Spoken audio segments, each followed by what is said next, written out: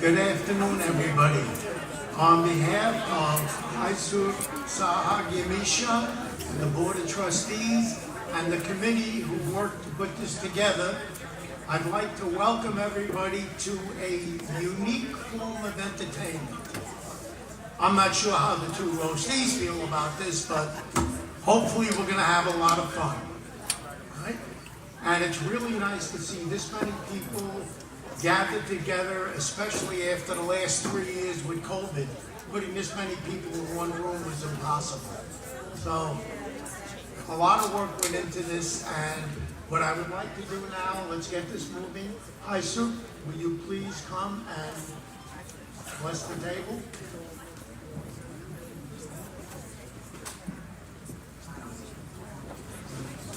Thank you, but before I bless, I want to say a couple of words.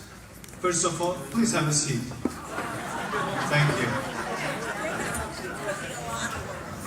Well, first of all, I would like to thank you all on behalf of St. Spartanas Church, Board of Trustees, and the committee who put together all this wonderful event. This is one of the unique events in our church, and I think in the community at large, because we don't have a lot of courage to put a lot of celebrity here in the roast tent, but today we will try to do that, and I hope it will turn out good. So this is another good event, because after the COVID, I don't know how our communities are coming together, but you can see right now, even before the COVID, that the community couldn't come together and have a reunion. This is a huge reunion, so give a huge applause to all of you for coming together. Because I realize that there are a lot of people from 30, 40 years back going and enjoying now. Maybe haven't seen each other for 10 years, so it's good to be here again. I understand that this is a roast event, and I don't want to ruin other people who will roast, but I want to emphasize on something that even God is amazed, because Onnik exceeds God's expectations. Because when God created Onnik, He didn't know that Onnik would sing at this age with this beautiful voice. So he exceeds God's expectation as well. So Onnik, God bless you even more. And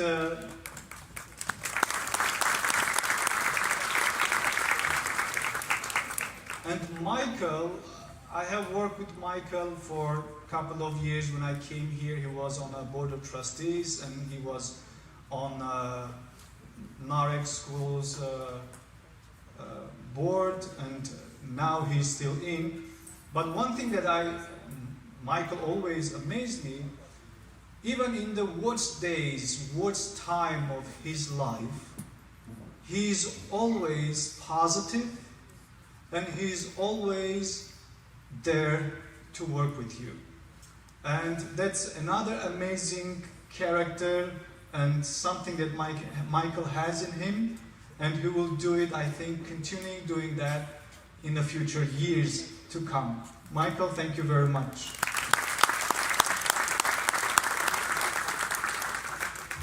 And being said all these things, now we can bless the tables. Please rise.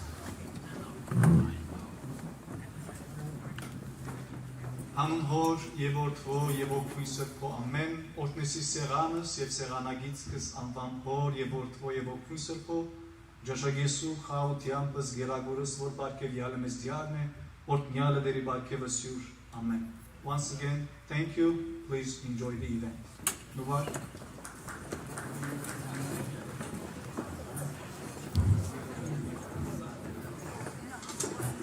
Now I'd like to introduce our celebrity MC for the day.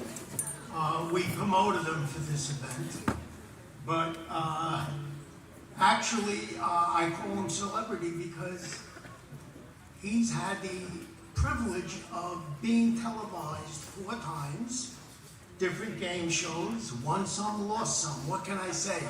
Just making it to Jeopardy is an accomplishment for anybody. And don't shake your head, Kenny. anyway, I'd like to bring him up. A terrific guy with a terrific sense of humor. And now that's the last nice word you're going to hear from the day.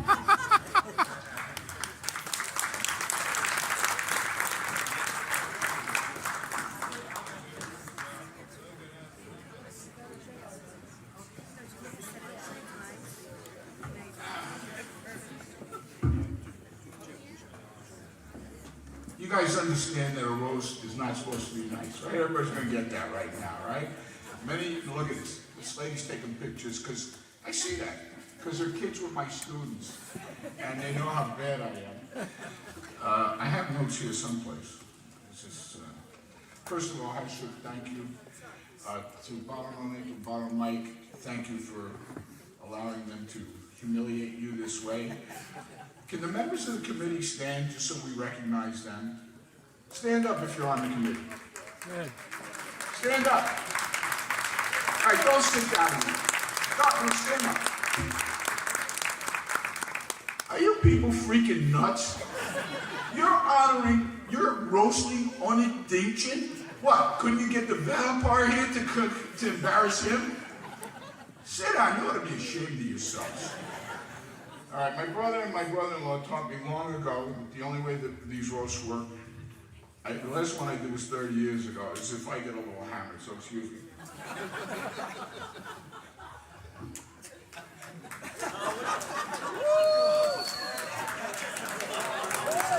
Wow, wow. I got it. Right now, my wife is sitting in on, really? Which is beautiful because if my mother was still here, she'd be doing the same freaking thing. All right, where am I? Yeah, we'll figure that out later. Actually, the first thing I want to say is that, I'm going to say something nice. We're here to honor Onnik Dinkjian and Mike Mirakian. And as Harsuk said, these are two pillars not only of our community, but the entire Armenian community in the United States, and for Onnik internationally too. As a young boy growing up in River Edge, where we had the heart of Armenians living there, we often got to see Onnik travel around, and when we go in AYF and we'd be at Camp Hayastan, we'd be in Worcester, we'd be in Providence, we'd see Onnik, and we knew that no matter where we were at home. And single-handedly, in many ways, he has enriched our lives and kept our culture and the songs of the year alive. And for that, for those gifts that he's given us, he is a treasure, and we thank him. Thank you, Bob.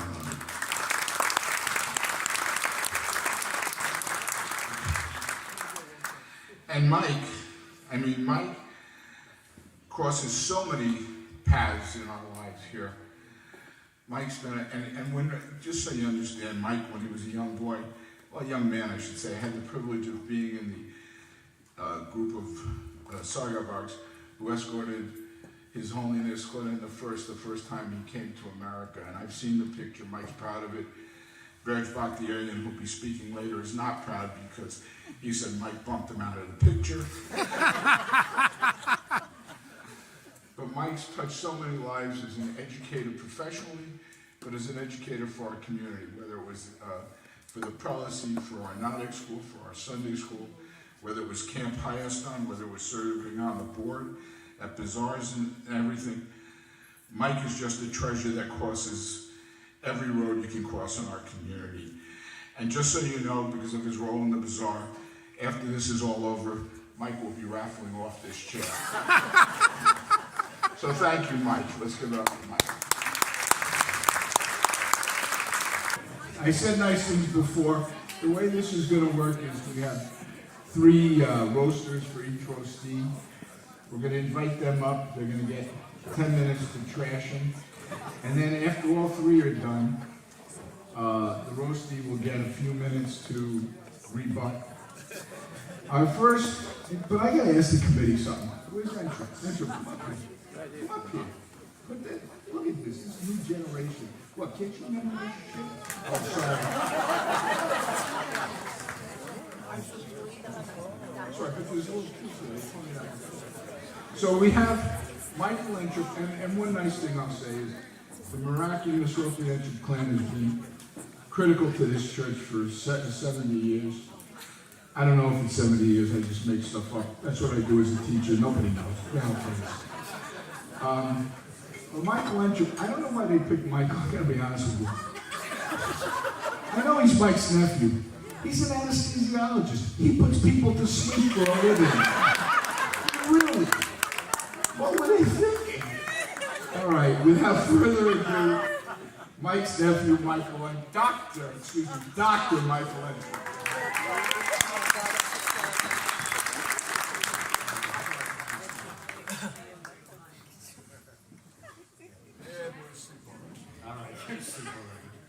All right, being the first one, we changed the order around, but thank you, Kenny, and welcome everyone. Being the first one, I'm the one who could potentially set us off schedule even further. For that reason, I need to shave 27 minutes off of my speech. So I did not go to the bathroom when Kenny asked us to go. So I'll get it just under 10 minutes. Good afternoon, everyone. I'm Michael Entrup. I was asked to be one of the speakers today to honor my uncle, Michael Mirakian, or Mike, as most of you know him. This is certainly an honor for me, but has also posed several challenges. Just 3 weeks ago, at the communion breakfast here at the church, I asked each of my cousins to give me information on Mike. I really did have a mental block at that time. But after spending 4 hours with Mike and the family in the kitchen, by the time I left and drove back to Belmar, I had plenty of material on my own. Imagine my surprise on Thursday night during Judge Kenny Siraj's instruction to the jury, when it occurred to me that this was a roast and not the testimonial luncheon that I was expecting.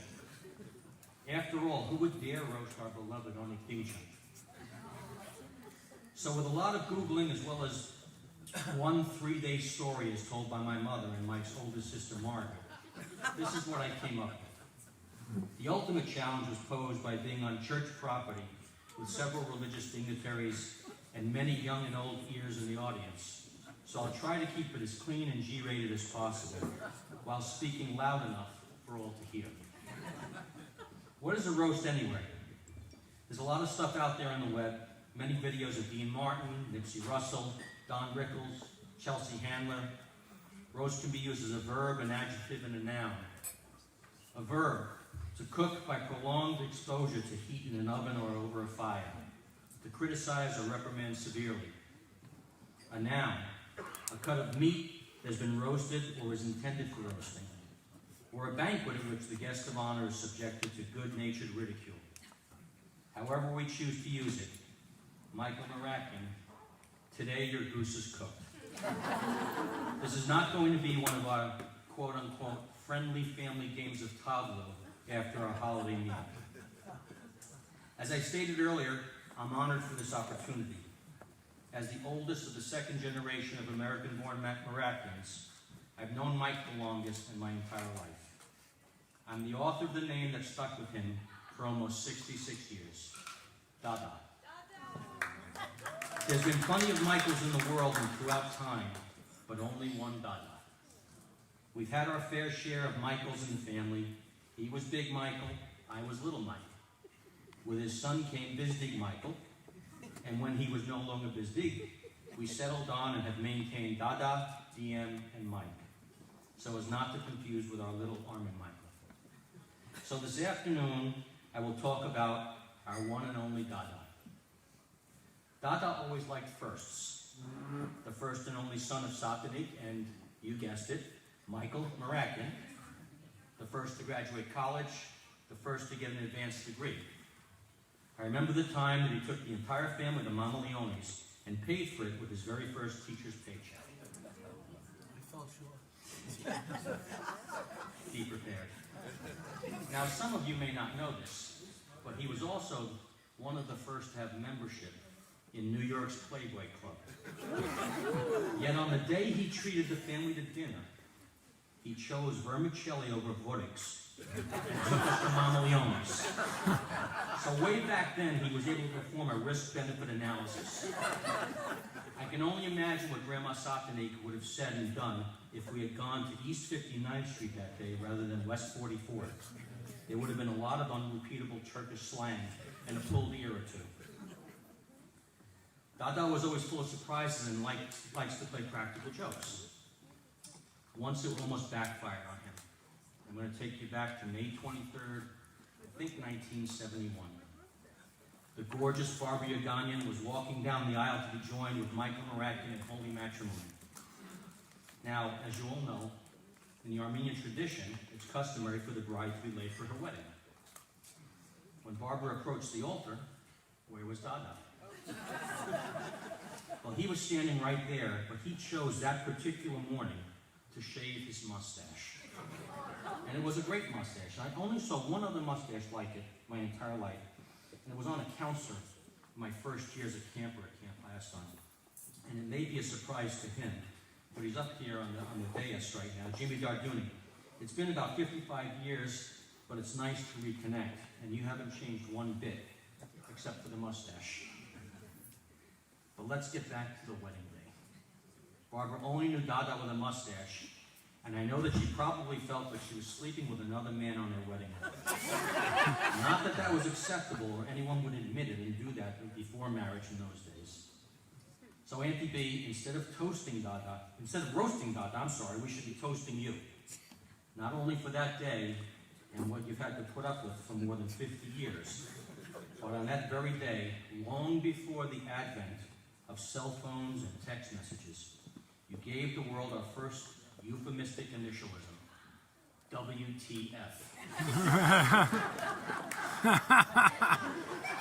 Most of you know that Dada also likes to bargain and will always seek out a bargain. I had to convince him that it probably wasn't a good idea to be the lowest bidder on a lung transplant. Or that he may not want to bargain or barter with his surgeons, and certainly not his anesthesiologists. I have fond memories of him and his little zippy manual Toyota Corolla. Went everywhere with it, hit every New York City pothole with it.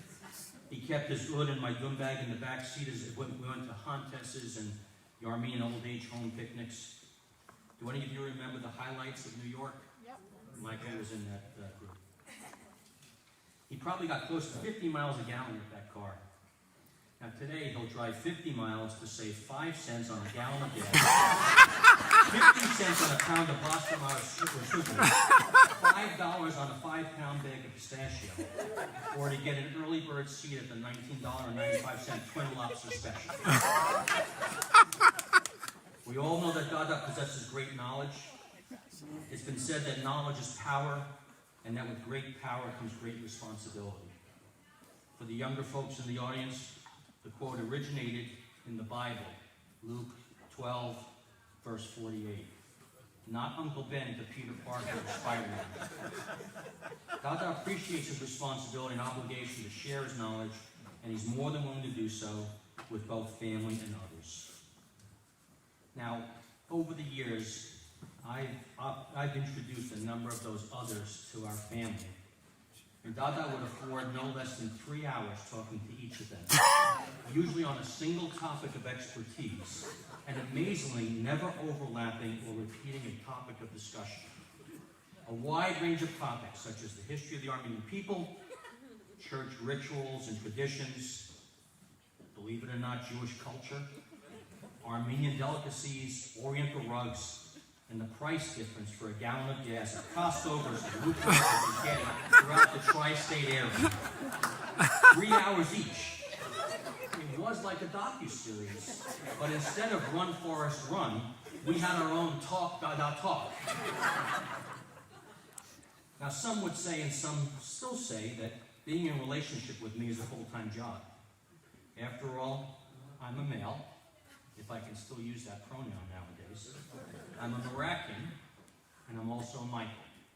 So I decided to look at this scientifically, and when I did the math, taking into account the number of quote-unquote others who I introduced to the family, and a 3-hour lecture to each of them from Professor Mirakian, That's a full-time equivalent of over 2,080 hours a year. That's a lot of talk. Is it any wonder that his mother was deaf and both sisters are deaf?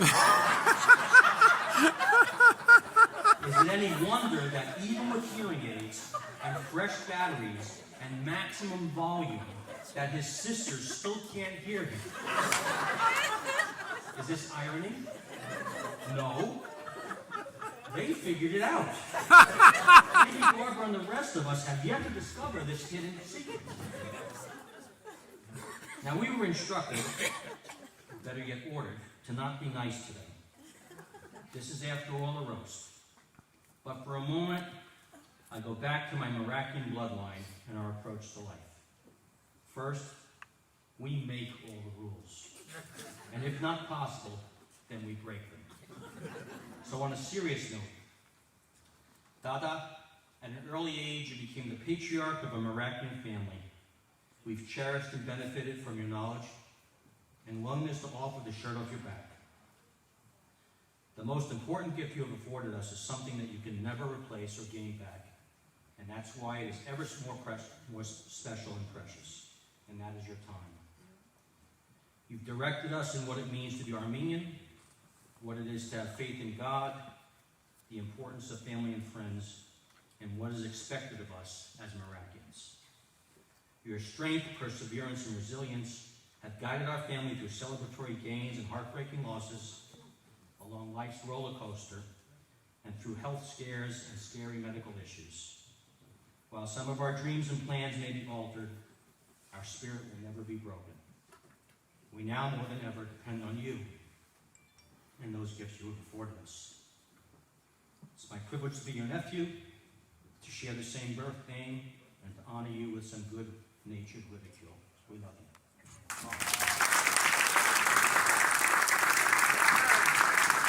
No.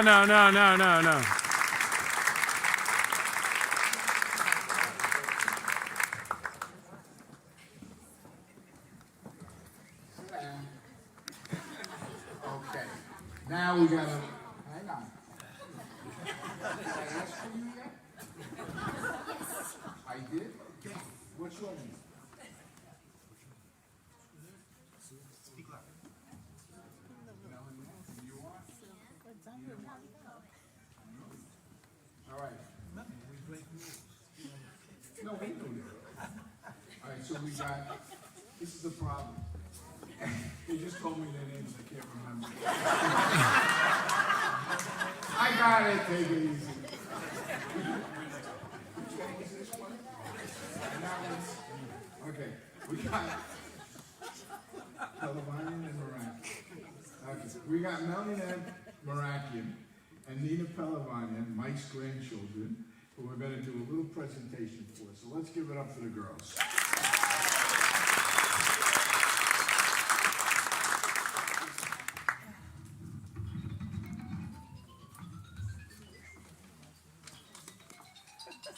Hello, my name is Melanie Mirakian, and I will read out my jokes from Medheidi. Medheidi, I heard you were going to get roasted. I was sad, but then I realized you may not be able to hear the joke. So I guess it's not so bad. Medheidi, I would ask you for help with my 3rd grade homework, but by the time you would finish talking, I would be in the 5th grade.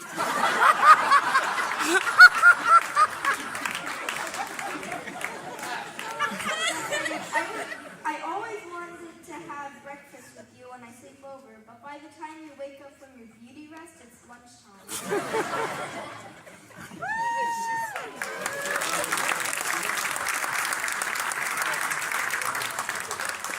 all jokes aside, I love you very much.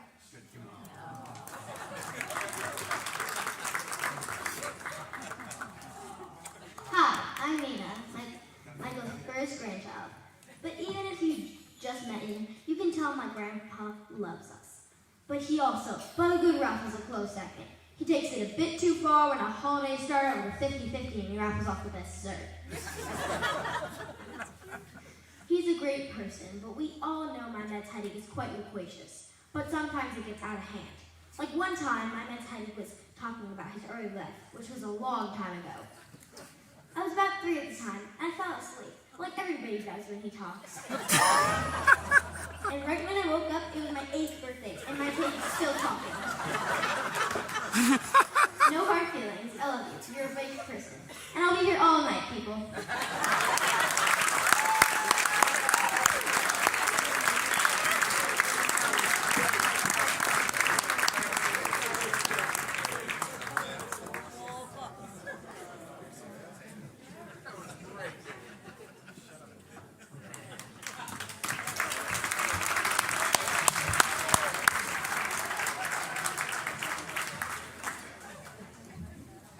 That was great. All right, next time they're the MCs, get the hell out of here. All right, Jimmy, stop drinking. Come on up here. So, for those of you who don't know, because you haven't seen him in 50 years, this is Jimmy Darduni. Jimmy Darduni is a legend in the New York, New Jersey community. He was, as they say, a stud. All the girls loved him. Bea confided to me earlier that she had this great crush on him. I don't want to bring it up.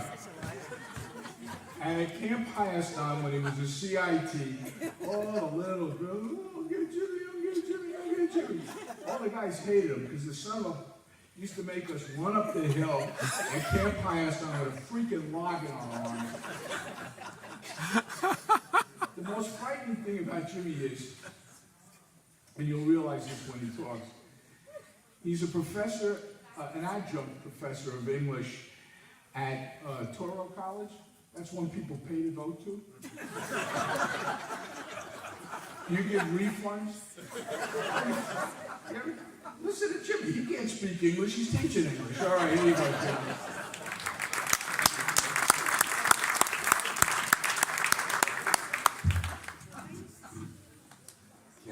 Thank you very much for that heartwarming introduction.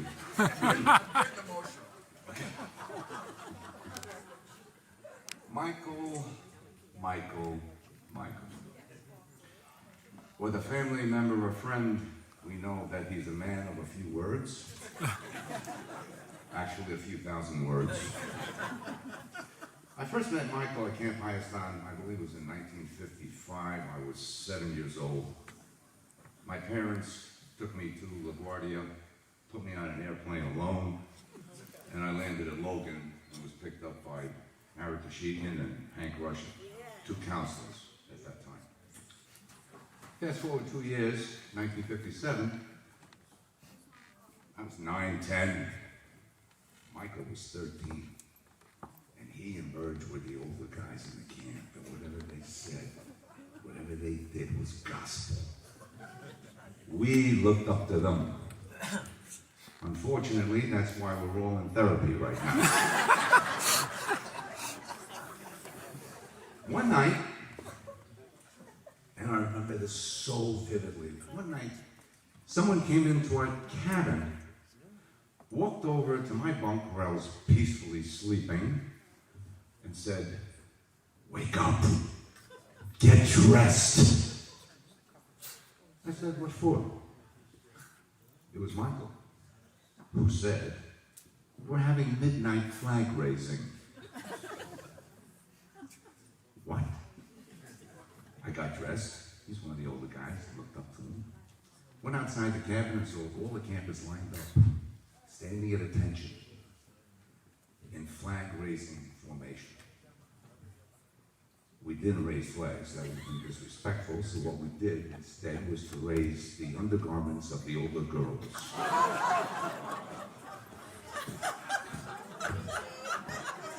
Now the reason I relate this is because this Michael guy, are you still awake? About 160 people gave up an afternoon to come and see you, so pay attention, please. Thank you. The reason I relate the story to you is that later on in Michael's life, he entered the teaching profession. Obviously, he was entrusted to educate, guide, impressionable, innocent, naive, young minds to become responsible, mature adults. Really? Someone at the Board of Education, City of New York, must have had a pretty warped sense of humor or irony, because Michael rose in the system. From classroom teacher to AP, assistant principal, to principal. Now here's the thing. Michael's really on a roll, okay? He's rising up through the ranks. The pinnacle of Michael's career probably came when he was appointed as principal of a 600 school. Now, for those of you who do not know what a 600 school is, or may have forgotten, it's the school where they put all the dregs of all the other high schools in one place. This man was in charge. It's like a lunatic running an asylum.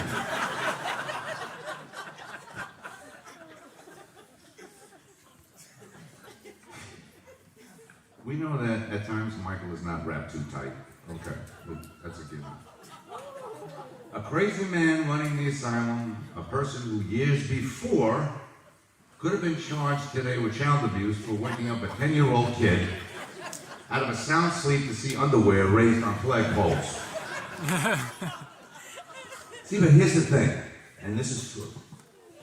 Those kids listened to Michael. They loved him. Maybe out of fear, respect, we don't know, but they loved him because they knew also this one thing. Michael was crazier than they were.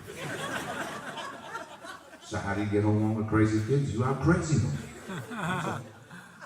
Now, how many of you have gone out to dinner with Michael and Barbara? Raise your hands. Just, I want to see. Wow, look at that. Okay, so you've experienced what I'm about to talk about, right? Before I get into that, Barbara, I want you to know from the bottom of my guts that you have my sincerest condolences for being with this guy all these years. You are truly amazing.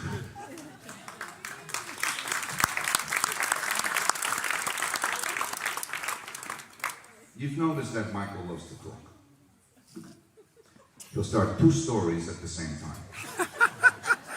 Then he'll start a third without having finished the first. And then it just branches out like roots. And you don't know where the hell he's going after a while. And frankly, you don't care. You've noticed that Michael, at the table, because of his keeping everything close to his chest, right?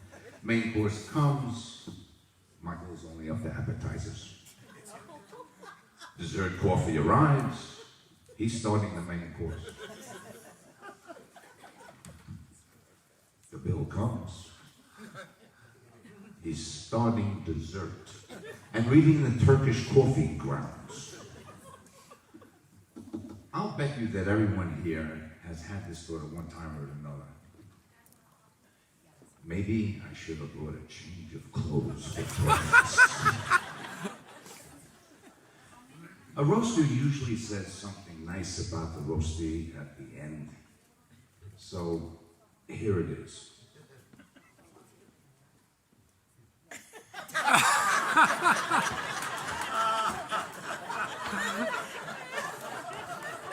Be patient, Jim. I'm thinking.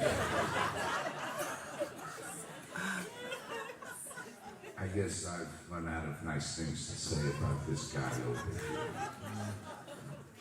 Michael, thank you for being in our lives and for having us in yours. We love you, crazy man.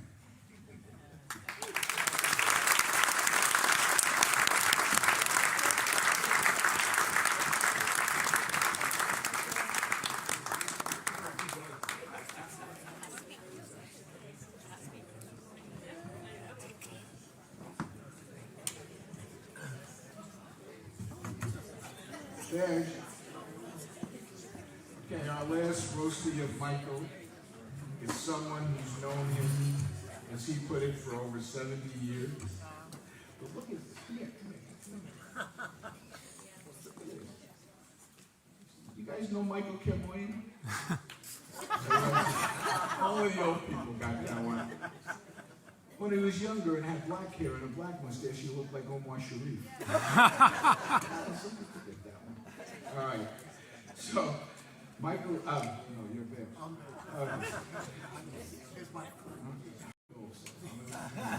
Let me take one. Now, Barrett has known Michael for over 70 years. Barrett is he's an amazing man.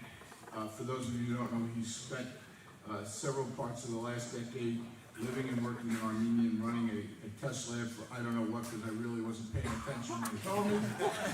Barrett Bakhtiari.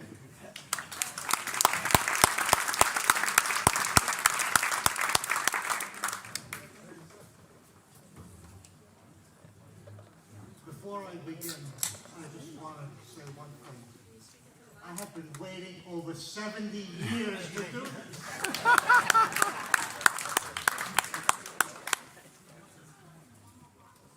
In July of 1944, after having two beautiful girls born into the Mirakian family,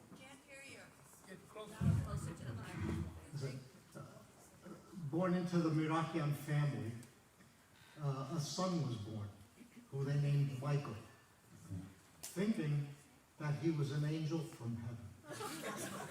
Now, those of us that have known Michael, most of our lives know that Michael is no angel, and he never was, nor is he now, nor will he ever be an angel.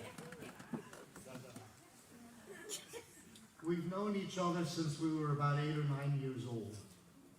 We were altar boys together. We went to Armenian school together. We were in AYF together. We went to Hayastan camp together. And we've been friends forever. I think Michael's mother, Dinkjian, may have had a bit of a problem with Michael. Now that's the understatement of the year. Because I never heard her refer to Michael as Michael. He was Dras. Dras this, Dras that, Dras the other thing, Dras Yevailu. One day I became so confused, I forgot his name and I almost called him Dras.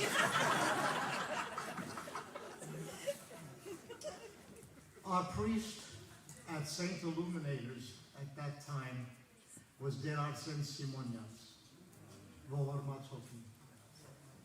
I say this with all due respect to our present clergy, but when you looked upon this man's face, Vodat Shinorkieta. Wow. With what we did to this man, we should be in hell by now. Michael, not me.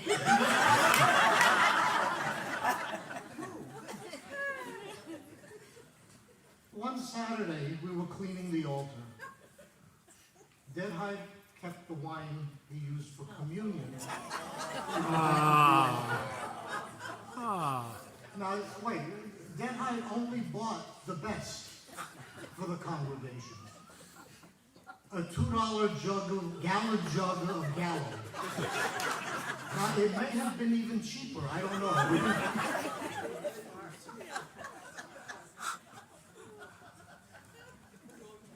There was only a little left in the bottle.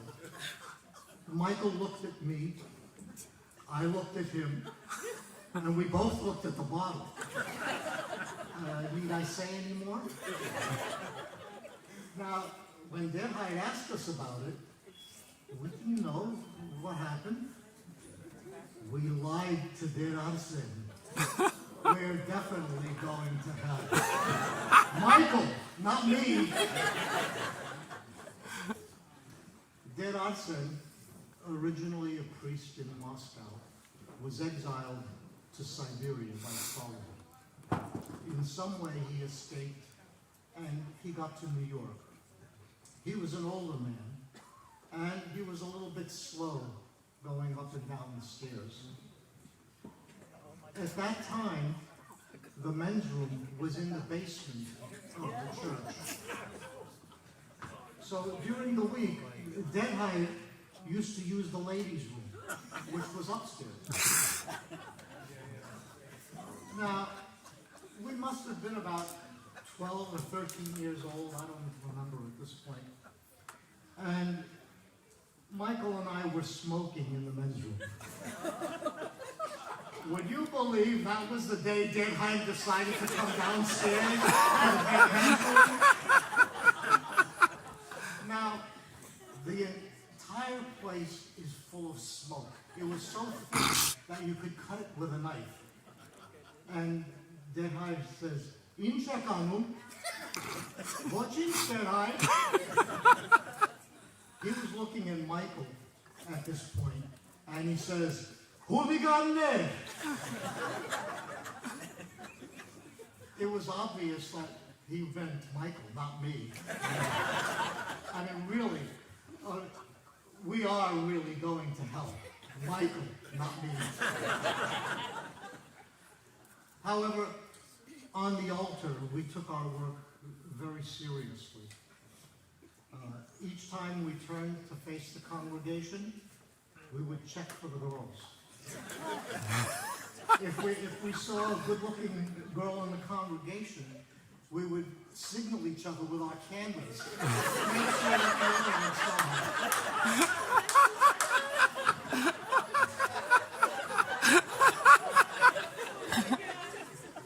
Now, I must admit, every once in a while, Michael came up with a good idea. One day, after Badara, Michael made a proposal to Grand Sirpazan Pachagriya, Lohor Matsoki.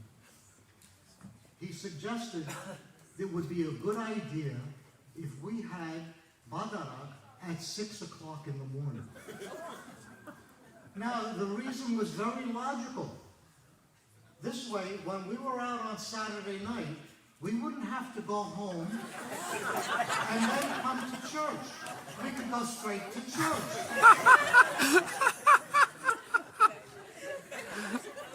I thought it was a great idea. However, I don't think Sirpazan liked it very much because he didn't say anything and he just gave us that look. Oh yeah, hetanos. That's right, I've forgotten that. He called us hetanos.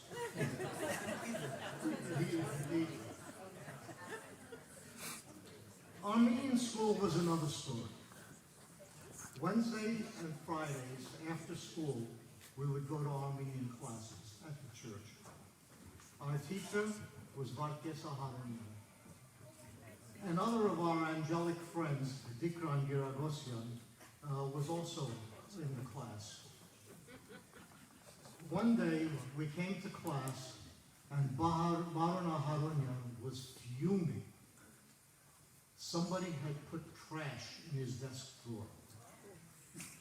Now, why he picked on the three of us to blame for this, I have absolutely no idea whatsoever.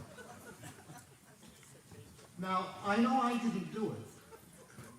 And Dinkjian couldn't have done it. Dinkjian was Der Hachadur Giragosyan's son.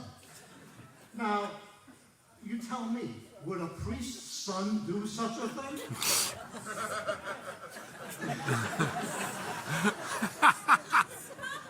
So who was left? Michael did it.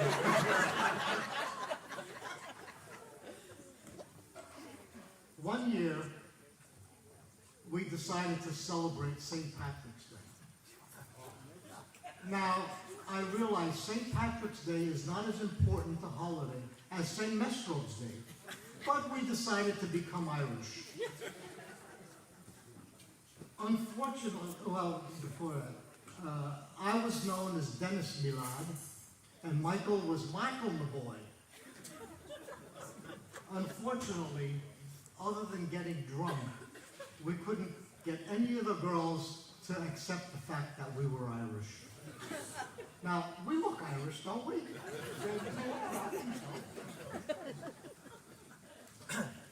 Finally, Michael graduated college, and he began his teaching career. Now, I know Jimmy touched on this, but I'll go just a step further. His first job was in a high school in Spanish Harlem. And he started his first day by throwing a chair at one of his students. Then he stuck another kid in the closet. But that may have been the second day, I'm not sure. However, he did make a hit with the students, with his clothing. He wore a beautiful leather jacket at school, and they loved it. And the first question that they asked, where'd you steal that from?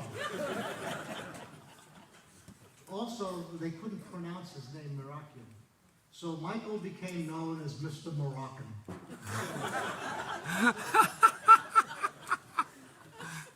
Now, who was it? Somebody touched on this earlier about Michael and Barbara's wedding day. But let me just elaborate on that a little bit further. As you all know, Michael has never been on time for anything in his life, and that included his wedding. But that was not the problem. That was solvable. Barbara was gorgeous as she started to walk down the aisle. Michael, me, and the other ushers were standing at the altar. Barbara entered with a big, beautiful smile on her face, which quickly turned into confusion. And then it looked like it turned into anger. I knew what was happening. Barbara, for the moment, wasn't sure who she was going to marry. She looked at me, and she looked at Michael. She looked at me, and she looked at Michael again. You see, at that time, Michael and I both had mustaches. And we looked sort of pretty much alike. Although I must say, I was a lot better looking than him.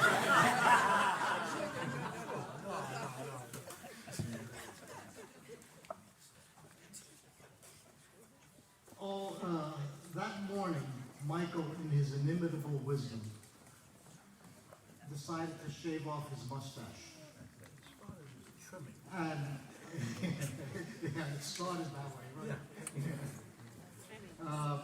And he didn't tell anybody, including his bride-to-be. Barbara was there to marry a man with... So we have Artie Bedrosian, who we grew up with, and Artie Bedrosian, boy, he was a terror when he was a teenager. He even sued the people who ran his wedding reception. And now look at him, he's an international magnate. And during the Armenian earthquake, he sent tons and tons of medical equipment to Armenia to help people survive. Not only that, he's been very generous with every single Armenian organization. You might not read about him because he does it without any kind of acknowledgement whatsoever. Now, Uncle Mike, you're the roastee, remember that. I'm the roastee. Not the roaster. I am, actually, the truth of the matter is, I'm the roastee, but I'm the acceptance of an awful lot of love and an awful lot of everything that people have me. God bless you all. I thoroughly enjoy this life. I have no idea how much time I have left. Only God knows. But I do know that if you do nice things for people, it comes back to you in dividends. Yeah. So to all of you, I toast you with not only what I would like to toast you with, but with water, given my circumstances here. Thank you very much. God bless you all. Thank you for coming. I love you all.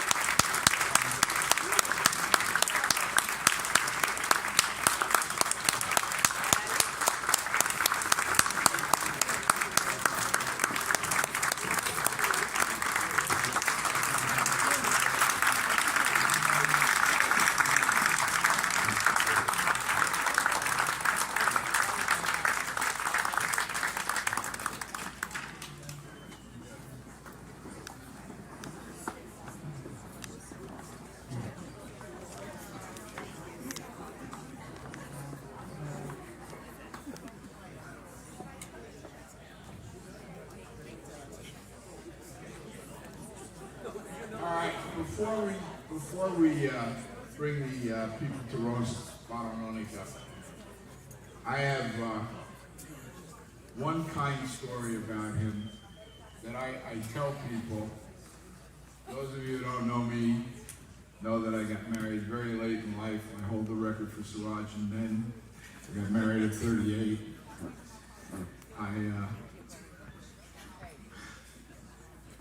But when I was a young boy, and the Dinkjians lived at 168 Valley Road. I can't remember the two little kids' names that were up there. I remember it's 168 Valley Road. And sometimes Onnik would drive us, or my father would drive us to Armenian school here where I was traumatized. I still get the shakes. But at one point in our lives, my brother and I were in a little Armenian group, and I played the clarinet. When I went to college, I took my clarinet with me, and I took that legendary Onnik record, the one with the red brick sepia tone on the front with Onnik, where on the back he sings Yerevan Edipuni, one of the most beautiful things. And when I was particularly lonely in my dorm, I would play my clarinet along with that record. Fast forward 30 years later when I got married, and Onnik was the singer at our wedding, my college friends walk in, and the first thing they start going, "It's Onnik! It's Onnik! It's Onnik!"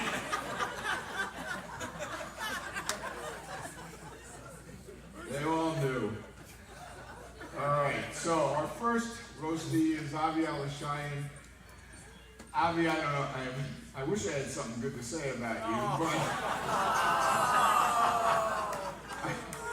I have no idea why they picked you. I wish you could argue, but hey, I guess they think you're humorous, so here you go, buddy. Yeah,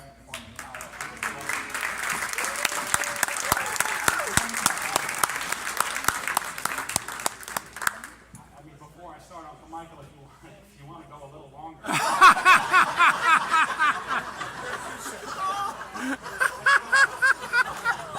No! Nobody's paying it. breakfast will be served soon. Yeah.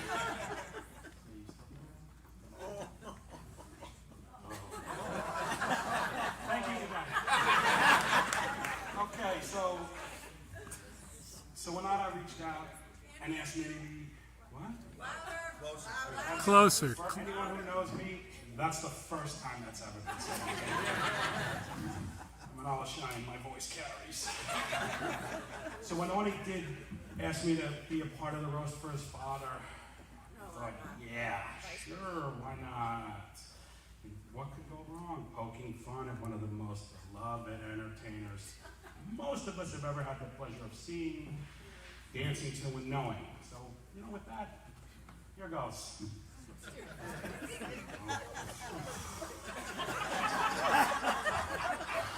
Does not look at it. Rather than turn into Don Rickles, I just want to share a few stories that I've garnered from friends and family. But I'd like to start with giving you an impression, give you an idea of the impression he makes on people and of his showmanship. Okay, so many years ago, and I'm sure many of you here remember the place, there was a venue on Route 4 called the Imperial Manor. Yeah. Okay? And Onnik and his band had played there many times, and clearly the showman, he made an impression on the maitre d', who asked for a card, in case he had a wedding, and someone needed a band, he could make a recommendation. So, a short time later, Onnik gets a call on such and such a date.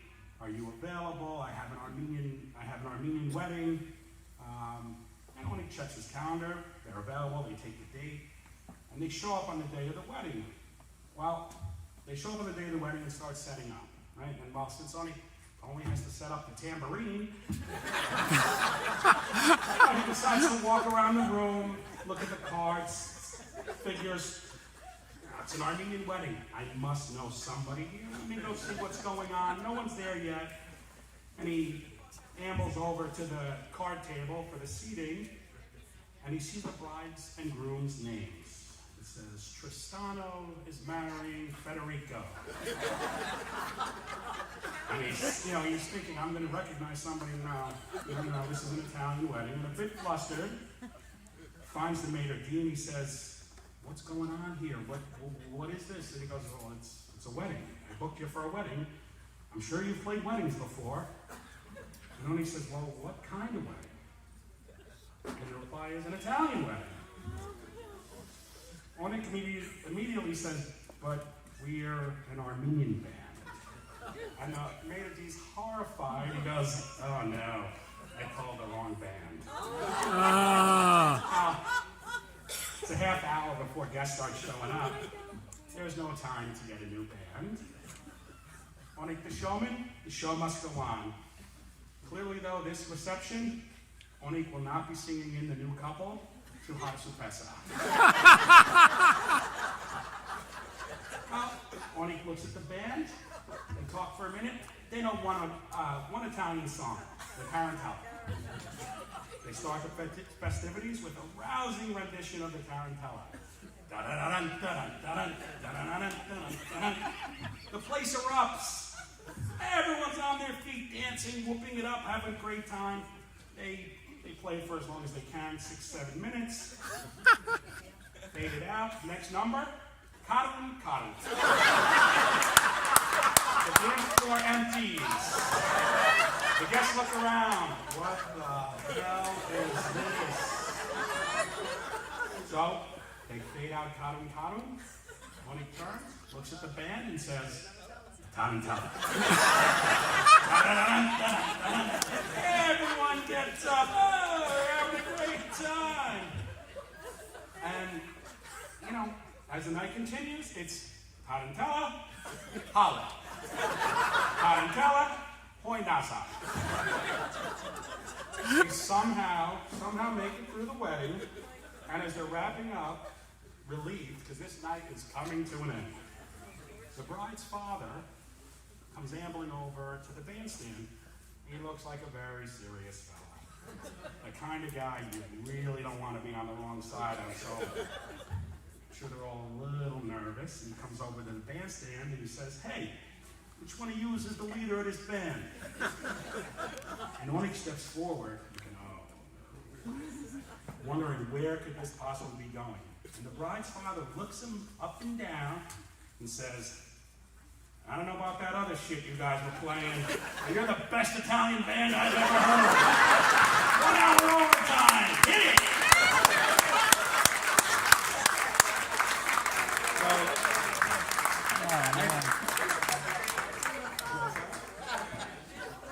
Remember something.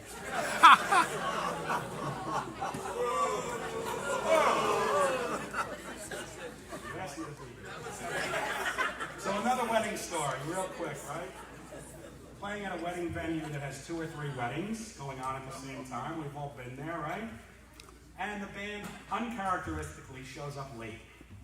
So they lug their instruments and equipment up the stairs, Onnik with his tambourine. And they start setting up as quickly as possible. And there's an American band there, they're on a break, they're by the bar, hanging out, and they see this band coming over, and they're a bit bemused. What the hell's going on? They don't say anything. And, of course, the Armenian band figures, the American band is on a break, we're ready to go, right? So they set up, no warming up, no nothing. They start playing, expecting the room to get up and start dancing. Well, nothing happens. Crickets. And as they're still playing their first number, someone from another venue hears the music and comes up the stairs and goes into the ballroom, goes over to the band and says to Onnik, what are you guys doing? The wedding's downstairs. Now we know why the American band was a little amused. They quickly fade out that song, scramble to the correct wedding, and I'm pretty sure they haven't been late since. So, got that. It was early today. I Any of us guys who are married know that our wives are the brains of the family. And in case Onnik was not 100% sure, after this story, you all know like he does that Araksi is truly the brains of the family.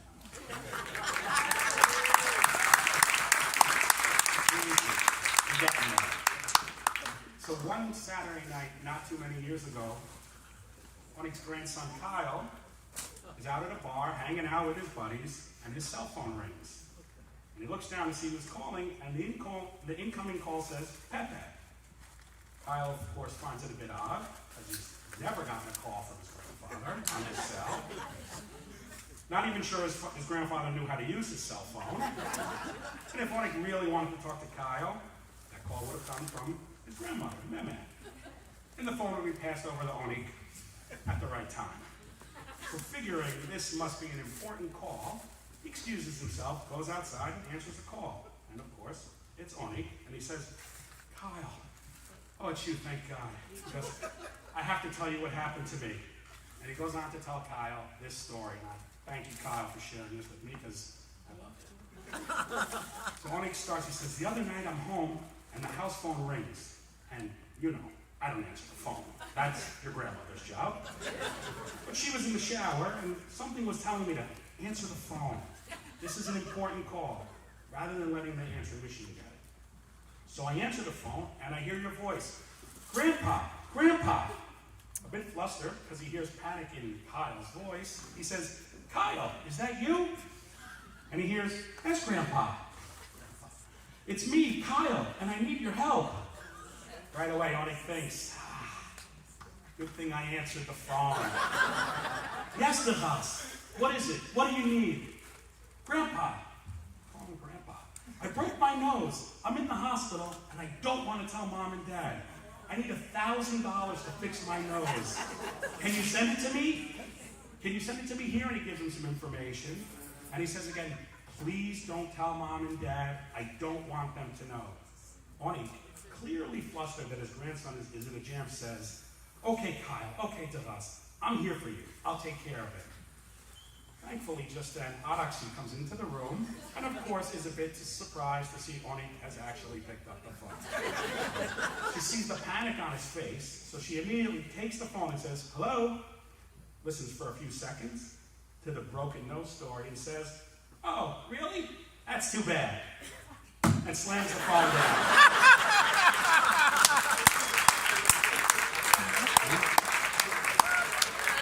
And Onnik is horrified. Says, what's the matter with you? What are you doing? It's Kyle. He needs my help. And Araksi right away says, what's wrong with you? How many people do you think Kyle would call for money before he got to you? Don't you know you were being scammed? So as Onnik is still telling this story to Kyle, he says, oh, Kyle, I would have sworn it was you. And Kyle, clearly amused, says, Pepe, have I ever called you Grandpa? Like I said, Araksi brains the operation, and Onnik still not allowed to answer the phone.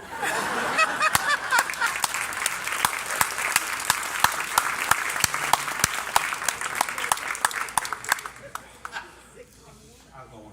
As many of you know, Onnik is from France, so English is not his first or even second language, more like his fourth.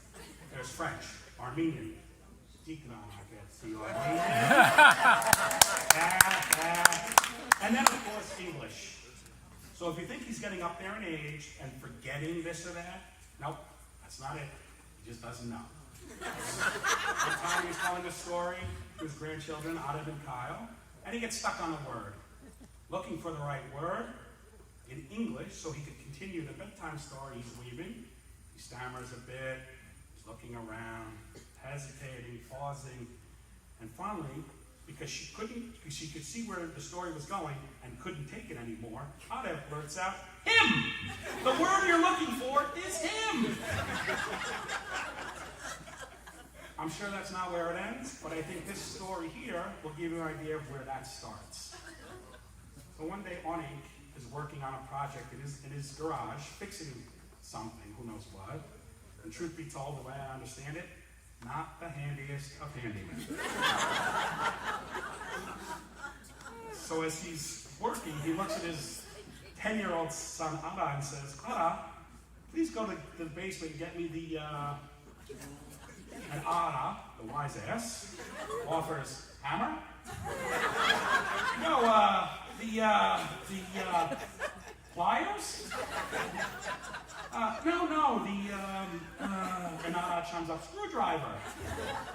I'm sure that could have gone on all afternoon, but Ada mercifully let him off the hook and got him the saw. So again, he's not forgetting, he just never knew. And as they say, some things never change, and in this case, it's more of Ada busting his father's chops. That hasn't changed. I'm sure many of you know the song Ahmugi, and if you know that song, you also might know that Onnik wrote the words to that song. And loosely translated, I have a son, he's lazy.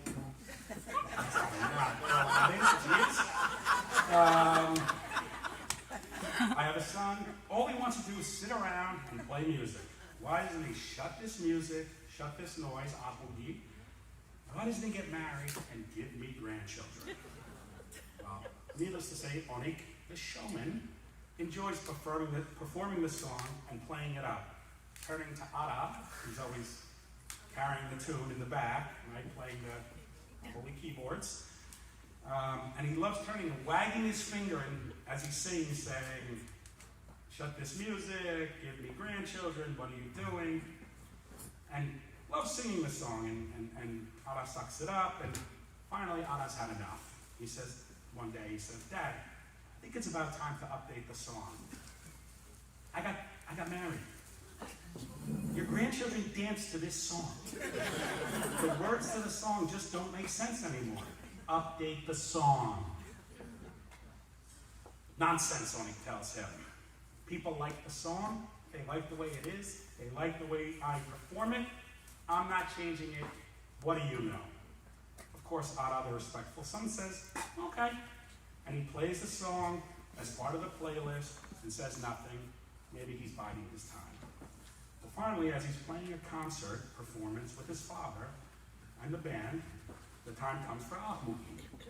The music starts, when he starts singing, showman, and as the part comes where he turns to chastise Ada and wags his finger and says, as musica vazansiet, shut this music, well, Ada, ever the respectful son, listens.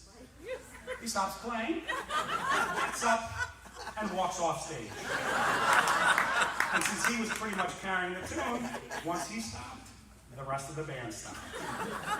And leaving Onnik standing there, it is an awkward silence. Onnik, I think it's time to update your catalog and release Ahmugi Part 2.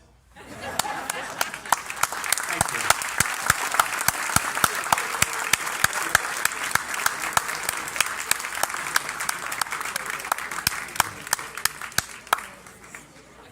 This is fun, isn't it? All right. Our next speaker is the Dinkjian family nephew, Bob Dinkjian. Some of you know him. He's a politician. He's the guy who gets bad judges. But my little story about him is, in 1984, young Bob at 33 years old, not pretty close, huh? Don't start looking at your phone, I'm talking. Decides to run for Congress. Now he's a Democrat running in Manhattan for the seat that was once held by Ed Koch. There's only one question. How does a Democrat lose that seat? Cold, huh? All right. But for those of you who care, you can go online and get a Bob Dinkjian for Congress button. It's on sale. You can get it for $4. They're collector's items. Bob Dinkjian.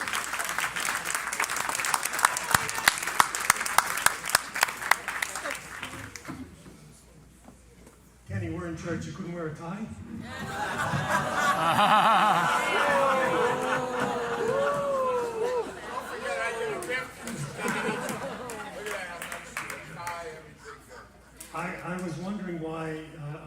me to roast my uncle because only I never liked you.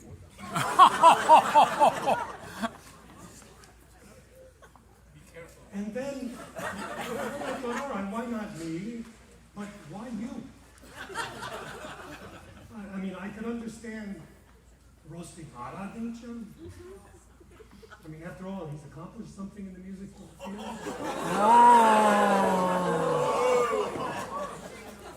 I can see honoring Kyle Dinkjian, who's like the prince of this community. Tu vovis, Onnik.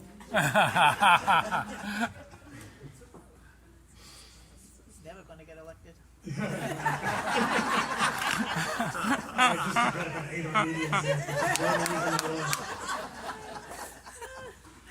Anyway, Onnik and my mother, who were brother and sister, they grew up in France. They're very poor, but very involved, very engaged in their community. Even as a little kid, one day, Onnik is going to play with some local kids, and they broke out into this political fight.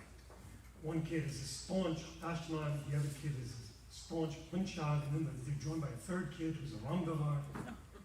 And they're going back and forth over the political argument, and Onnik is just sort of standing back, watching this in some confusion. And they finally turn to him and they say, okay, Onnik, settle this. What are you? Ashman, Punjab, Ramgavar? Onnik says, I'm Dinkjian.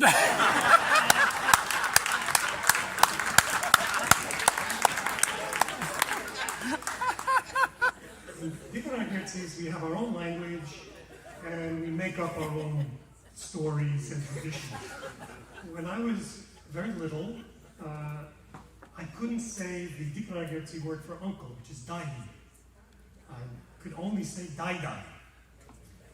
So for 72 years, this is my dai. One of the traditions that we made up was that the Dinkjian boy can't get his first haircut until the mother's brother takes him to the barber. I'm sure you've all heard of this tradition, this great Armenian tradition. The problem was when I was young enough or ready to get my first haircut, Onnik is in the army, and so we had to wait for him to come on leave and to come home so he could take me to get a haircut. I was 3 years old before I had my first haircut. People thought I was a girl because my hair was so long. I was just a little chisply, huh?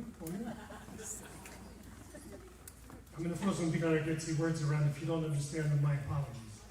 But you can just imagine. Anyway, so he comes home, 3 years old, takes me to the barber shop, puts me up on the little bench.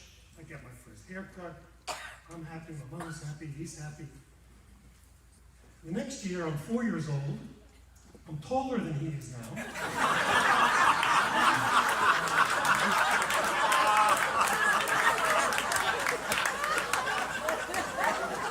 I'm helping him into the barber chair, on the board, to get a haircut.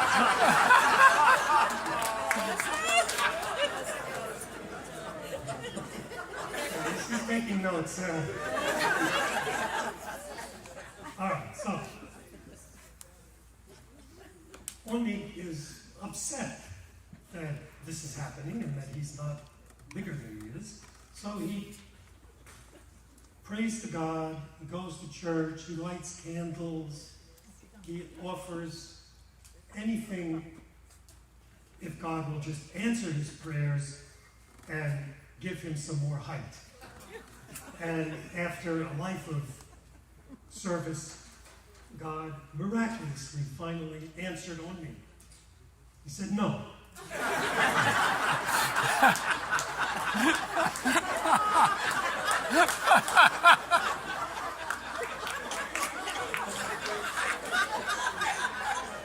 You've heard some wedding stories. I have a wedding story. You know, I was the ring bearer at the wedding of my uncle and my aunt Alexi. I was 4 years old.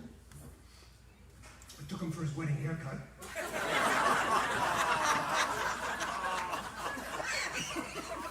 And one thing, by the way, you know, he has said that asking Alexi to marry him was the best decision that he ever made.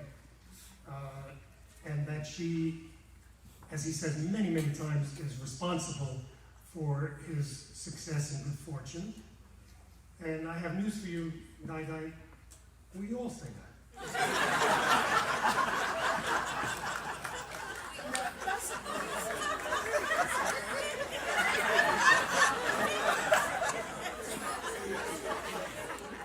Now, I'm the ring bearer. He gives me the ring, put it on the pillow. I'm taught to walk down the aisle. You heard about their simonians.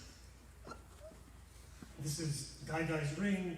Put it on the. My mother gives me strict instructions. He gives me strict instructions what to do. Walk down the aisle. This is where you go. This is where you stand. And when it comes to the time for the exchange of the rings, their simonians bends over to take the ring from my pillow, and I pull it back. True story. I said, no, Dai Dainen. Yes, Madanin, Dai Dainen. So I didn't give up the ring. And Dai Dai, I don't know how to tell you this. You're not married.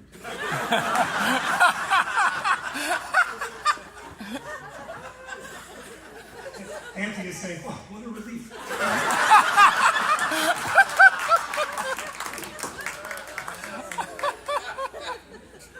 I think she's already packing the bag.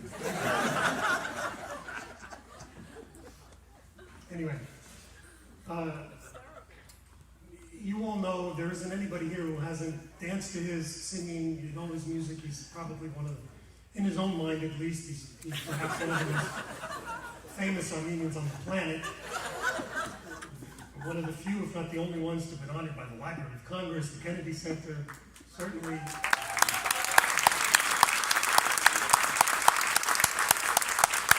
And he's always, willing to do things for the community, including going to Camp Hayastan to perform for the kids. So one summer, he's driving up to Rhode Island, and he gets to the front entrance of Camp Hayastan, and one of the battlers is waiting for him at the entrance, and he's looking at him, but it's not coming to mind exactly who he's looking at. He seems to be a little confused, and Dai Dai is sort of gets this little sly grin on his face, and he looks at the battle and he goes, Onnik Dinkjian? And the battle says, no, he's coming here, and a little later, can you put your car over to the side of the back and make room for when he gets there? Wow.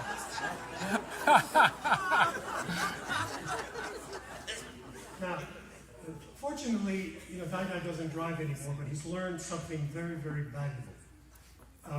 He's learned Uber. How many people here know what the Uber app is on your phone? Okay, you know how this works, right? Put in where you want to go, it maps your location, sends you a car. The first time he's doing this, he has Ara put the Uber app on his phone and teach him how to do it. They're in California. They've gone there for a concert, and they need to get from the hotel to the venue. And so Dai Dai says, all right, let's do it on my phone so I can see how this works. Type in the hall if they're going to. The app starts spinning, and now it shows a little black car. It says it's Toyota Camry, and Onnik is just like amazed. He says, oh my God, he says, look at this.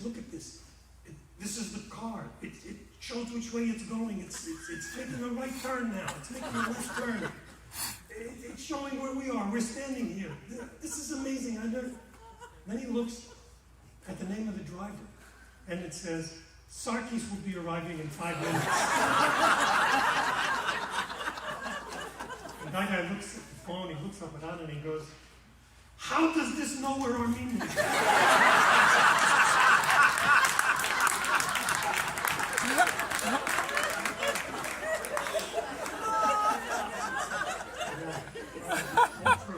Now, Dai Dai, in part because his parents died when he was young. He and my sister, my mother, his sister, were orphaned at an early age, and they have a longing for the past.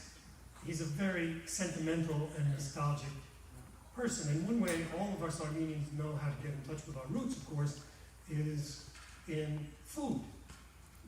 And one of his favorite memories as a child was kufta. And it was made, unlike, of course, every one of our mothers and grandmothers made it better than any other grandmother, but he was going to try to replicate the kufta by making it at home. It's a true story. Like everything I've said is actually a true story.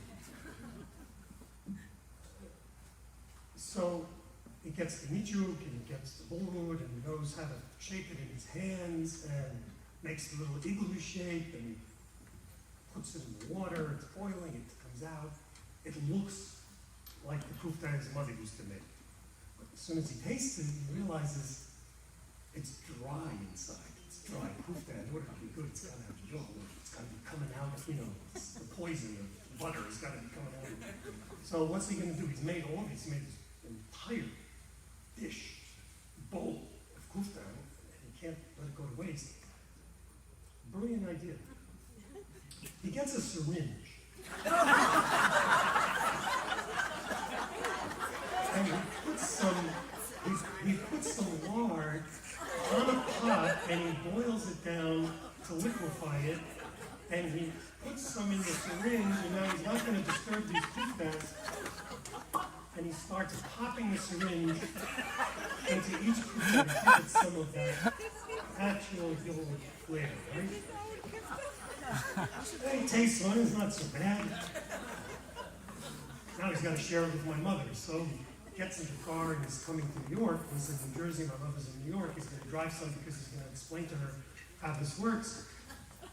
So he takes all his paraphernalia, the kufta, the whole stuff, puts it in the car, including the syringe. He just threw it on the front seat, and he can't wait to get there. He's pulled over for speeding. His luck. The cop is Armenian. And he looks in the front seat, and he sees the syringe, and he sees Onnik.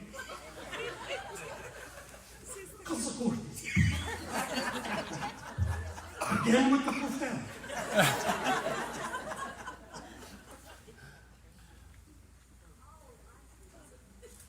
All right, Onnik, you counted it up now? Counting it up? All right, we're coming to the end, not to worry.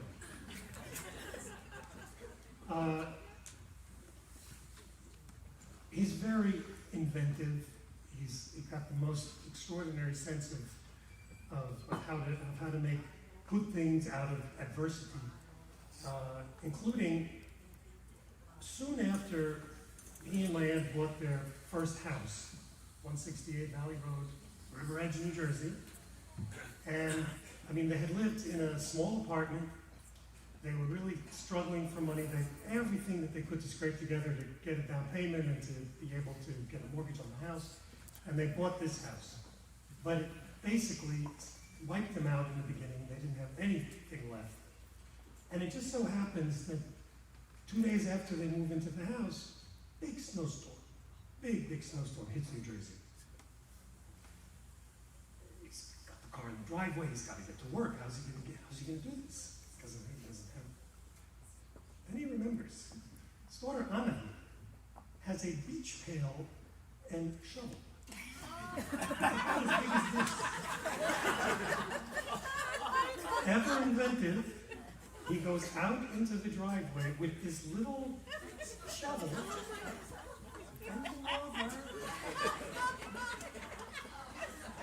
Little shovel, one at a time. So he finally made enough of a halfway in the driveway for the car. Poor neighbors saw what was going on. They all chipped in, and they eventually helped him out. Lucky you. I couldn't make that up. Most of you didn't laugh because it wasn't that funny.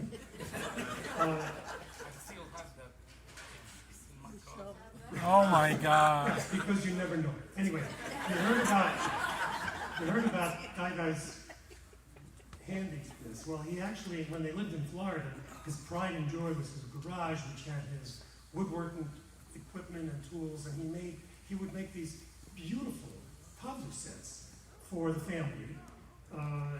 Inlaid photographs, wonderful, wonderful gifts, beautiful handiwork.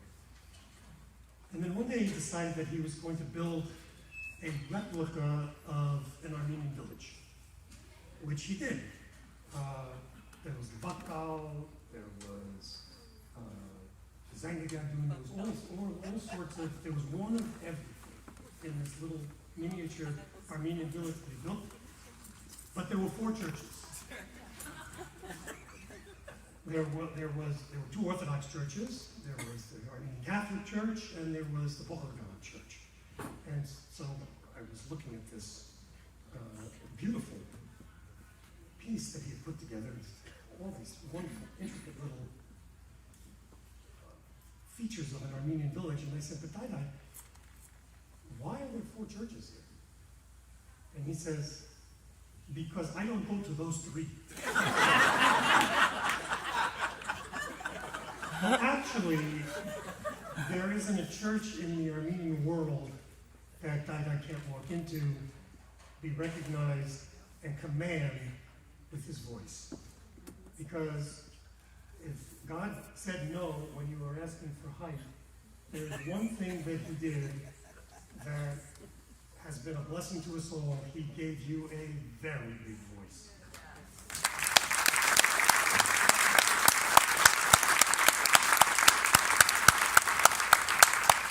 And if anyone wants to know what heaven sounds like, this is it. I love you.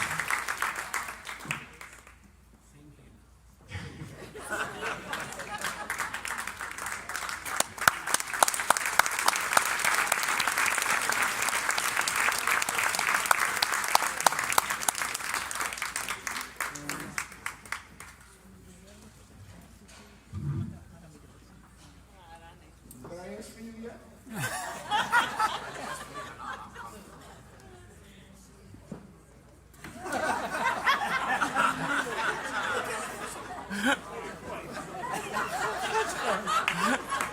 This is really a treat for all of you, because most of you, first of all, when I first became a teacher and was substituting at a school, I had a class that was really bad kids. And in the front row was this little shit. And all his friends are calling him Gary. I said, who the hell is Gary? Gary Dinkjian. Give it up for Gary Dinkjian.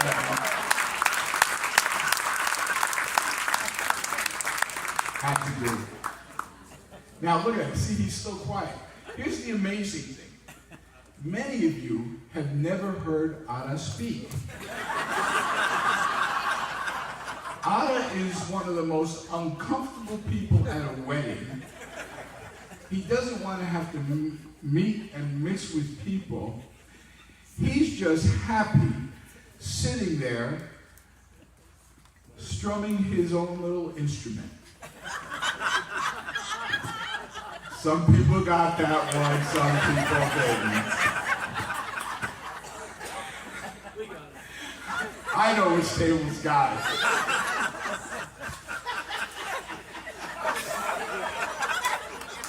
Can I do one more honest story? So I happened to be talking to a professor at a university who had gotten my name and was doing a case study on Armenian American music. This is a true story. And they'd given my name to her. Her name was Sylvia Alajaji. She wrote this book. It was part of I don't know, she had a grant to do it. It turns out she was Armenian. And we're talking, and she's asking me about Armenian musicians in America.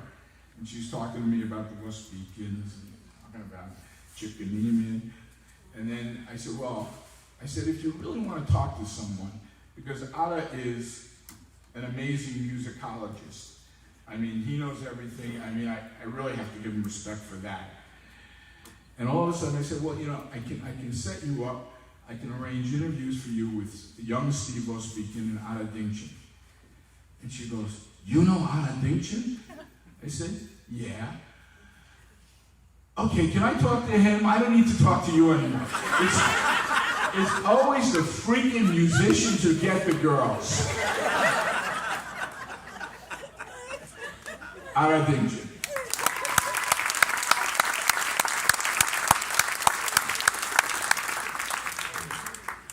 Thank you.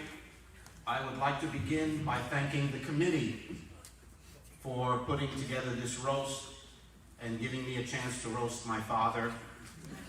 I'm hoping it'll help where years of therapy failed.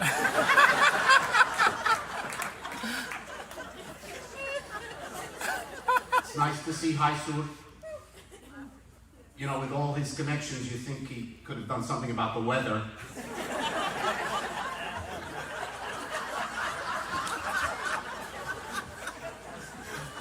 Mike, congratulations, or as he's known in the Armenian community, Baron Shadahosyan. There was a rumor that you were vaccinated with a phonograph needle. Is that true? I want to thank Kenny for emceeing this event. I asked him to do it, and he graciously agreed. Thank you, Kenny. Kenny was not able to do the previous roast that we had on account of distance. He was in the lobby. Oh.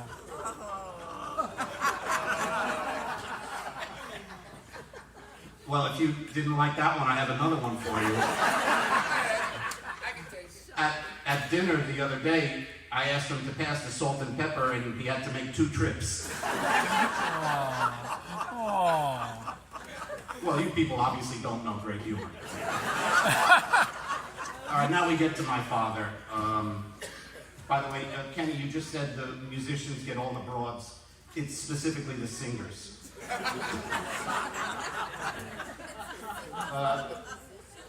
Actually, when the committee first approached everybody with the idea of roasting Mike and Onnik, the consensus was, yeah, Mike, yeah, but not Onnik. How could you? Right? I mean, yeah, everybody's, how could you roast Onnik? Try being his son.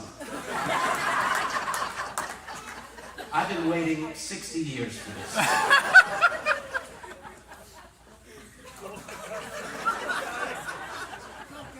I'll start as a baby. When my father learned that I wet the bed, he went out and bought me an electric blanket.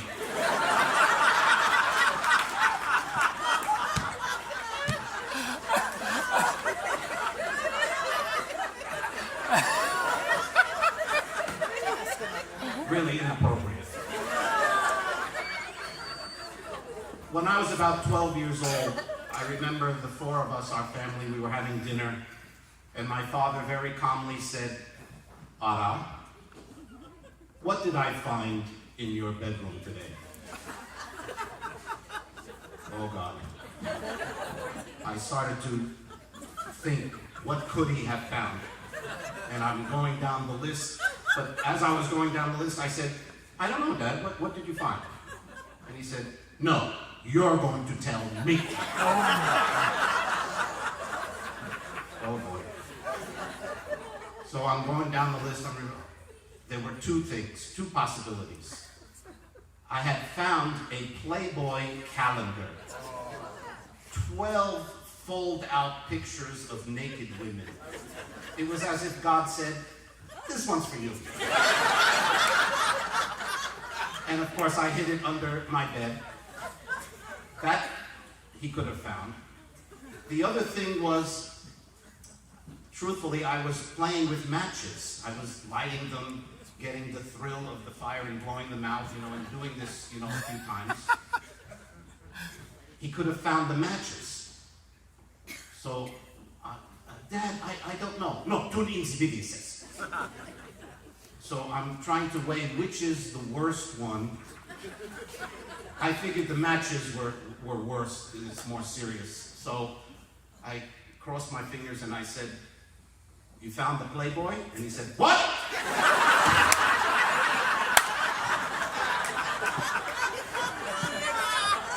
Oh. picked the wrong one.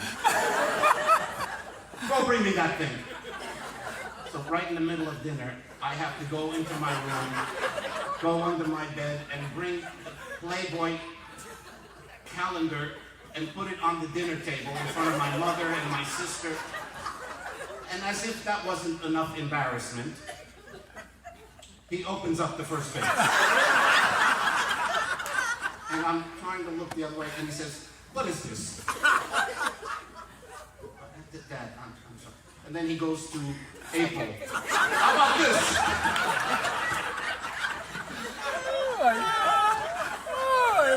That was the longest dinner of my life. As you know, I've spent most of my life accompanying my father on music jobs. And I just want to share with you what it's like, because you all see my father in the front being the great entertainer and singer that he is, and I'm supporting him and glad to do it, but it's not so easy, believe me. For example, how many times have I heard this? "Oh, Ada, we were at St. Leon's last week. Your father was singing. It was fantastic." I know, I was right there. I was right.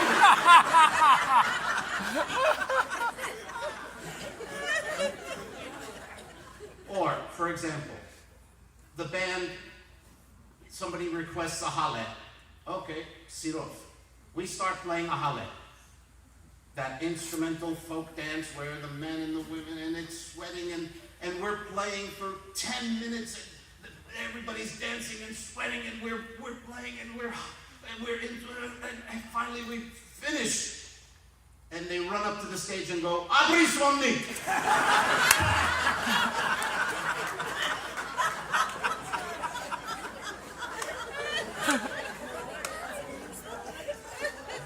These are not lies, these are true. In Detroit, at a wedding, we played the first set. I'm walking off the stage, and somebody comes up to me and says, "Are you Ara Dinkjian?" "Well, yes, I am." And they said, "Yeah, you're good, but I love the way your brother sings."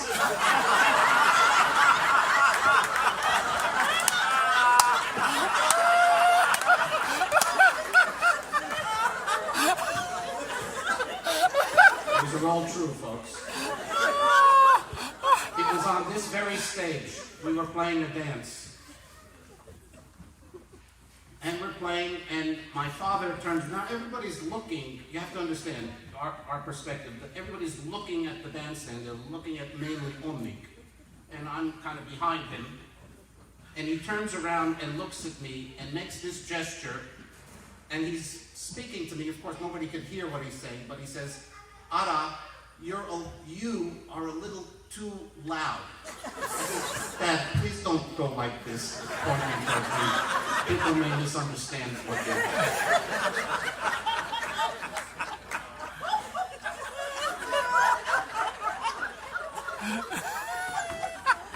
I went to a music conservatory in Hartford where I majored, believe it or not, in oud, and I gave my senior recital on oud. And I divided the concert into 4 sections: the oud featured, the oud in duet, the oud as an accompanying instrument, and the oud in ensemble. And I had my program printed out, and for the section that said oud as an accompanying instrument, I had just written "to be announced." Because believe it or not, my father is actually quite intimidated by educated musicians. He is, believe it or not, kind of insecure about his own talent. I know it's hard to believe, but that's true. So I knew if I had asked him to sing at a music conservatory in front of professors of music, he would have said, "No, I won't do that." So, unfortunately for my poor dad, when it came to that part in the program, I said the oud is very often used to accompany singers, and because I can't sing, and as it turns out my father is a wonderful singer, I would like to ask him if he would come up and sing one song so that I can display how the oud can accompany a singer. And of course everybody started to applaud, and at that point he had no choice but to get up and sing. And he came onto the stage, like a deer in the headlights, and the poor guy, almost a heart attack. But of course, I started playing, and he sang as he always sang, like an angel. He just sang just so magnificently. And I was very proud, and we hugged afterwards, and that was that. And about 3 weeks later, my professors called me into their office for the evaluation, and this recital, my senior recital, was about 70% of my grade. So this was the culmination of my music education. It was a big, big moment, and I was hopeful that I was going to pass. And so during the meeting, they were very informative and specific. This part should have been a little longer. This part was excellent. This part you should have done away with. This part was good, blah, blah, blah, blah, blah. They were all giving the specifics about what I had done. But then they said, we all agree your father should have sang more. That was supposed to be my moment. Okay, enough of the music. I just have a few things to tell you about the fatherly advice he's giving me over the years. Since I was young, Duras, we're Armenians, we're family people, you have to get married, you have to have children, we're all about being together, we stay together, we're family, everything else is secondary. Find a good woman, get married, stay together, we should all be close together, get married.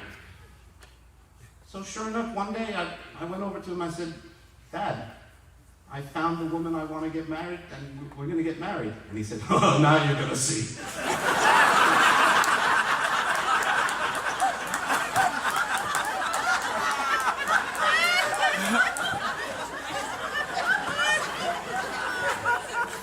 Not fair. Not fair. All my life I wanted to be friends with my father. Friends. And my father's old school. He learned from his father. We are not friends. I am your father. You are my son. And he would always end that comment with, when you're a father, you'll understand what I'm saying. Well, God was good to me. I married a wonderful woman, and we were blessed with 3 wonderful children. And I went over to my father afterwards and said, Dad, I think I understand what you were saying back then, because I'm a father now, and I understand, and I think we could be friends now. And he said, no. I said, why not? When you're a grandfather, you'll understand.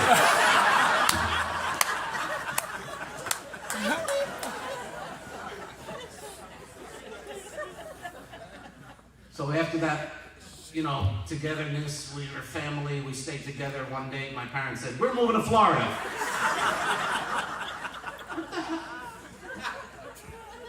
They moved to Florida, and I would call my father, on the phone, and back then he would pick it up. He would say, hello, I'd say, hi, Dad, and he'd say, who is this? As far as I know, you only have one son. Is that right? We had an unforgettable trip to Dinkjian, my father and I. We were asked to perform there, probably amongst the most emotional moments of our lives, because not only the people, but the music was in exile from Dinkjian, where it was started. And my father unknowingly kept the Dinkjian dialect, and specifically the songs, alive. Not intentionally, not consciously, just who he is. So to be asked to go to Dinkjian to sing Hele Hele, where it was born, was an unbelievable emotional trip for us. And I remember, of course, my father nor I speak Kurdish or Turkish, and that's all anybody speaks there. So, of course, we had friends with us that were translating and guiding us everywhere. And I remember we were in an outdoor restaurant. And it's obvious that you're not from there. They can tell by your clothes, or they might hear a word, just the way you walk. They know that you're not from there. So the waiter came over to our table and said to our interpreter, "Who are these guys?"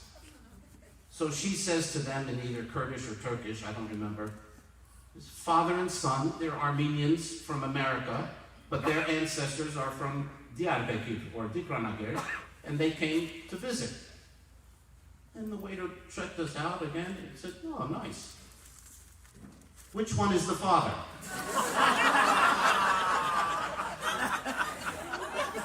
Now, you may think that's funny. I didn't think it was funny. My father gave this guy the biggest tip.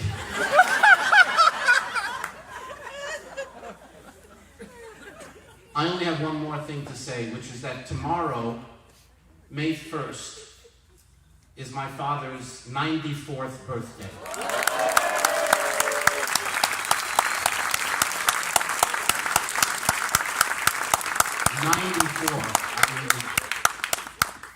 I mean, God forbid that. Do you owe me any money?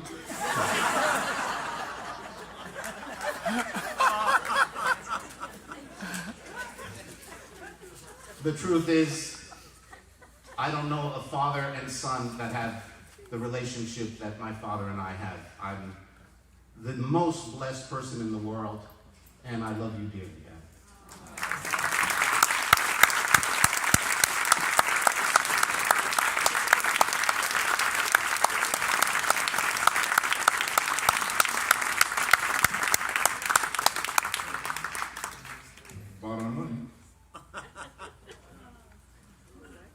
I hear Pete laughing.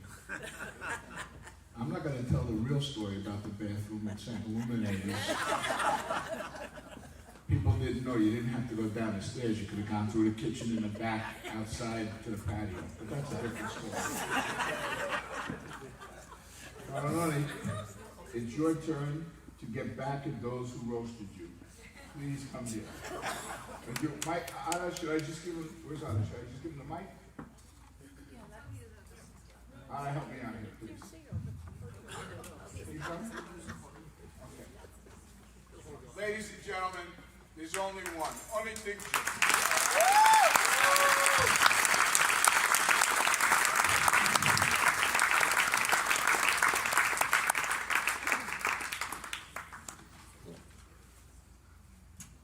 I wish this was a song that I could sing without, because I'm not a speaker, that's for sure. However, I'll do the best I can. Who did we start with? Avi?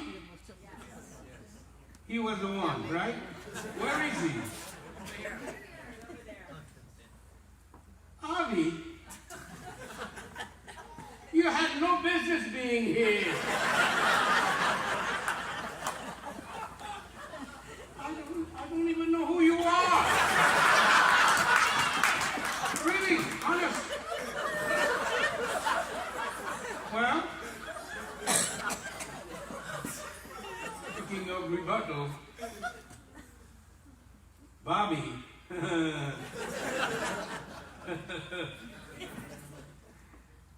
As you know, Alexi and I chose you to be Anna's godfather. Little that we know, not too many people know that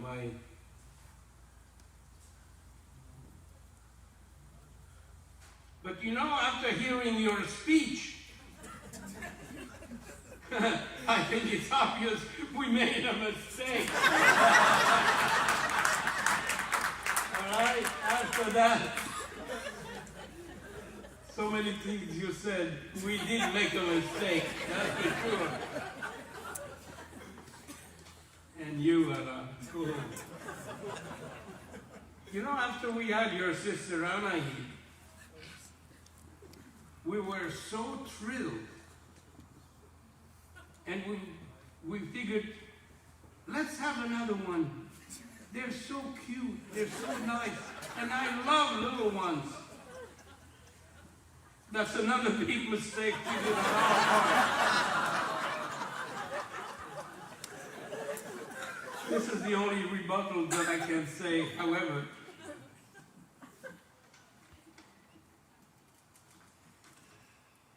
I must say that I'm the luckiest guy in this world. I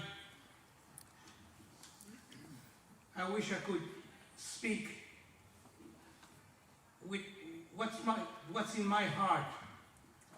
I've been blessed to know so many people that we correspond together, that we have something in common.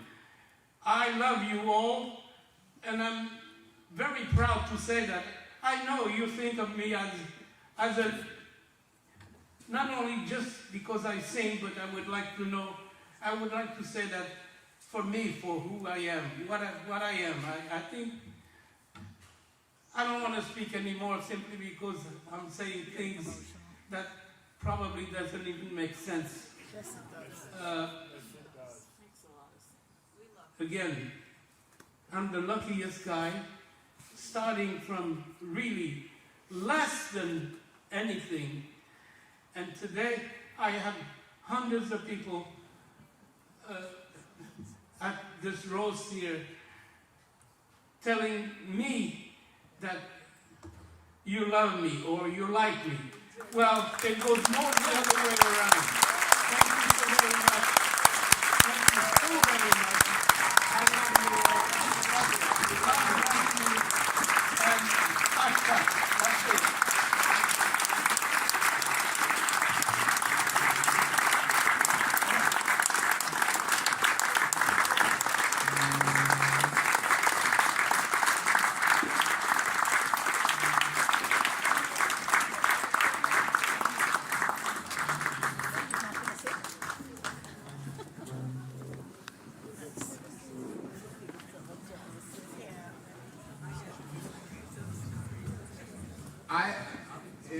Just wrapping things up.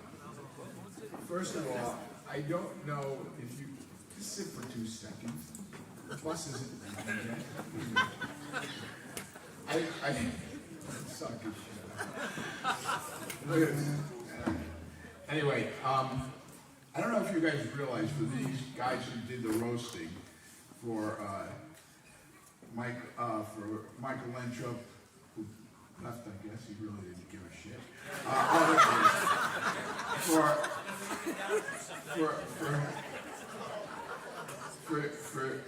I like anesthesia. It's not a bad thing. For Jimmy, for Berge, for Avi, for Bob, for Anna, it is really hard to do this. So let's give them a real.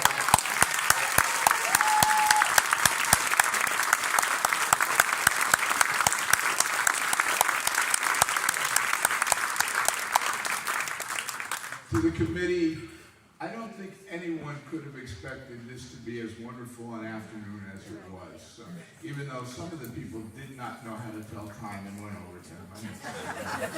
But let's give it a hand for the committee.